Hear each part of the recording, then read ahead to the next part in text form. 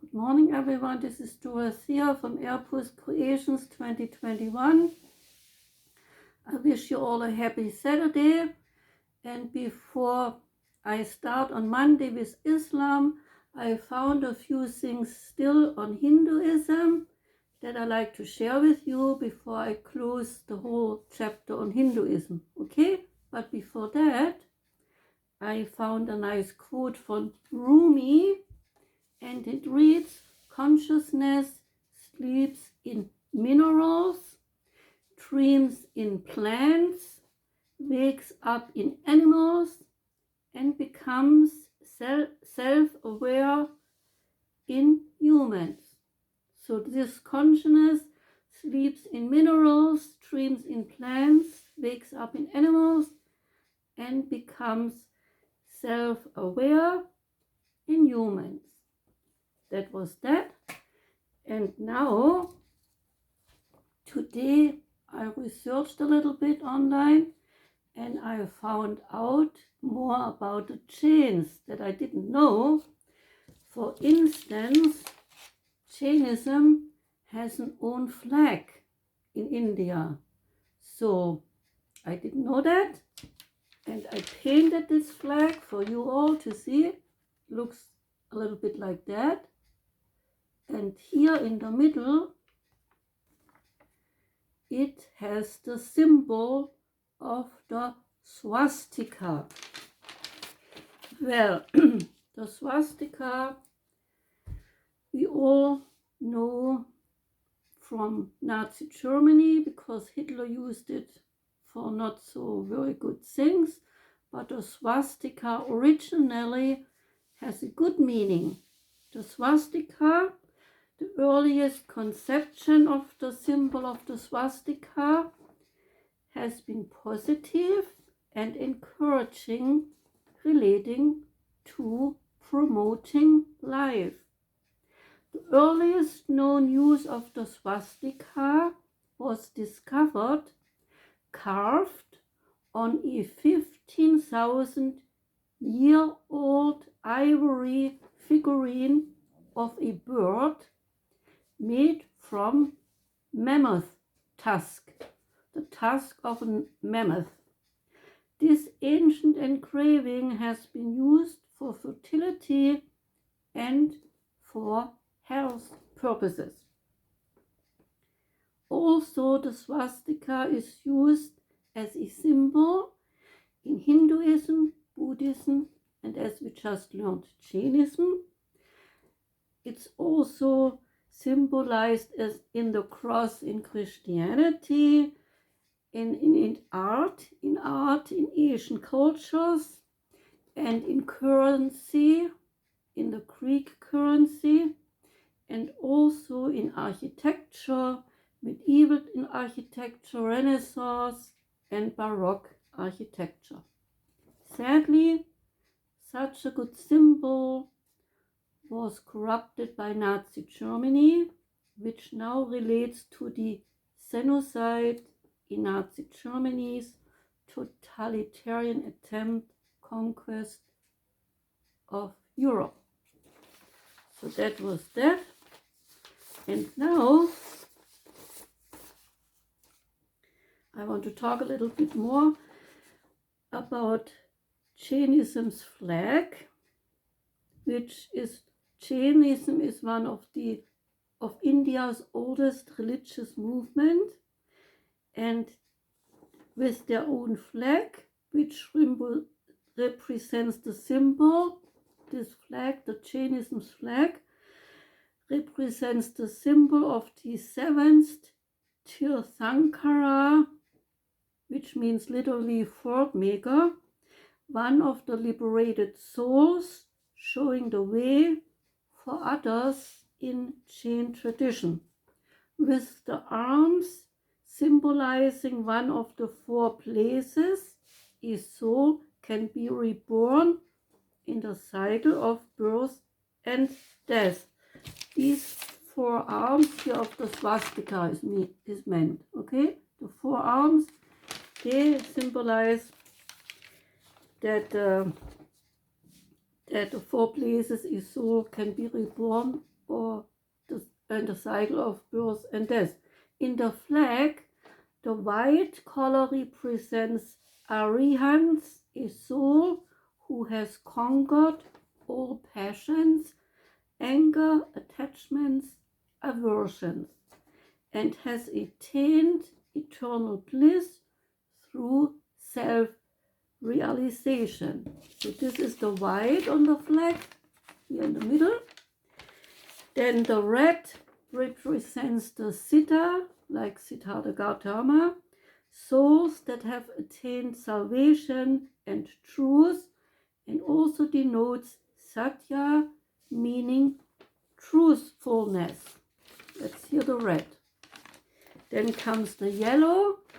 It represents the Acharya, masters of adepts.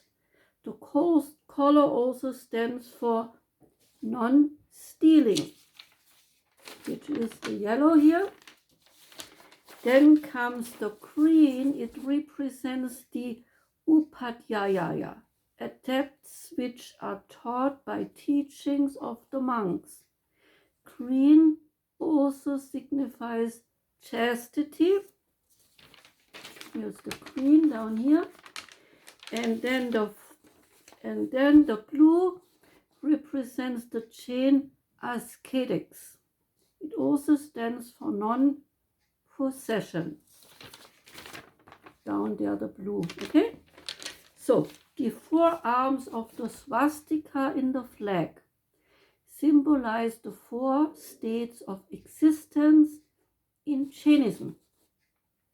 1 is heavenly beings, 2 is human beings, 3 is hellish beings, the beings in the hell, and 4 are the subhuman beings like flora, fauna, and so forth. It represents the perpetual nature of the universe in the material world. In 1974, the anniversary of the nirvana of the last Jain Tirthankara, namely Mahavira, the Jain community then chose the symbol, that flag, which now stands for Jainism. Since then, this emblem is used in Jain magazines, on wedding cards, on Jain festival cards, and so forth. And now I like to talk a little bit more on Hinduism, because I found some things there that I didn't talk about. Okay?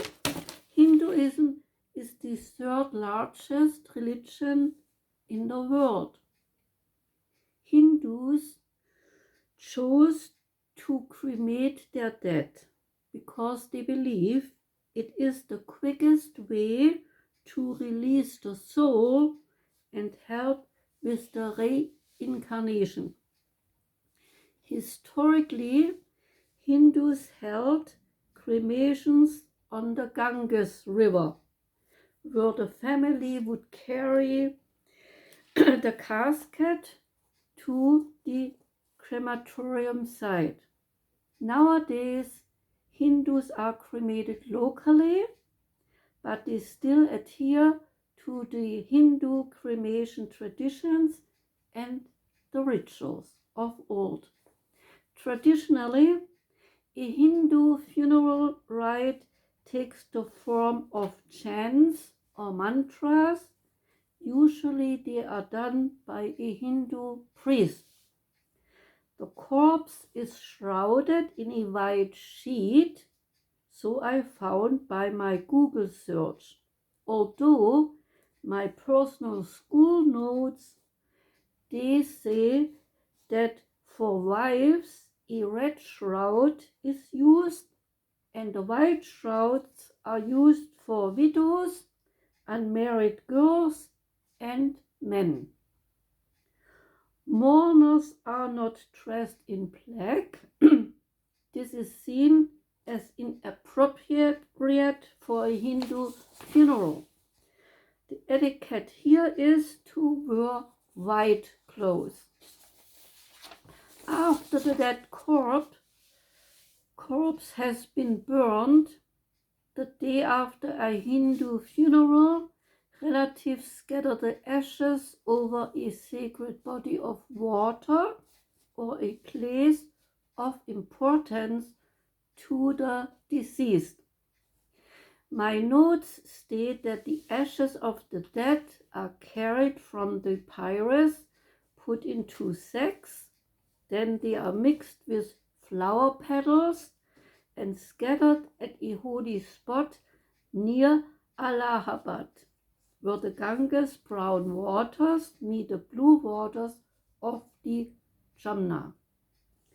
There is a bit more on Hindu beliefs. For instance, temple bells, they are rung as a devotional act, or the snakes are seen as semi-divine, and snakes even have their own god in Hinduism. Then there is the Sanskrit Om, symbolizes the divine principle in Hinduism. Then there is the water animal Makara, which is an emblem of Kama, the god of love. There is the white bull Nandi, which is Shiva's vehicle. There is the lotus, which is legendary, the wellspring of the god Brahma. The divine footprints is the area where Vishnu measured the sky. The half-mythical creature Garuda is the sun conceived as a bird. And now some more on Hindu scripture, which I might not have talked about. There is Shruti, that which is heard, is part of the Vedic sacred literature. There is Karma Marga, symbolizing the works, and Inana Marga, symbolizing that which is knowledge. And there is Smriti, that which is remembered, which is part of the non-Vedic sacred literature. Bhakti Marga relates to devotion. In Shruti, that which is heard, these are the hymns, verses of Rig Veda for liturgy. There are mantras, spells, and incantations, and in Brahmanas are key concepts, caste-related, and in the Upanishads are philosophical works. They are key concepts of Brahman, Atman, Maya, Yoga, and Nirvana. In Smriti, that which is remembered, we find phonetics, grammar, ethnology, prosody, hygiene, medicine, and administration. The laws of Manu are a later development of the Brahmanas, which includes the codifications of the Vedic laws and the 6 schools of philosophy and the Tantras. So, I think that was it. I hope I got the main things of it all. And then I will start on Monday with Islam. Okay? So, thank you very much for listening, and I wish you a wonderful weekend, and see you back on Monday. Goodbye.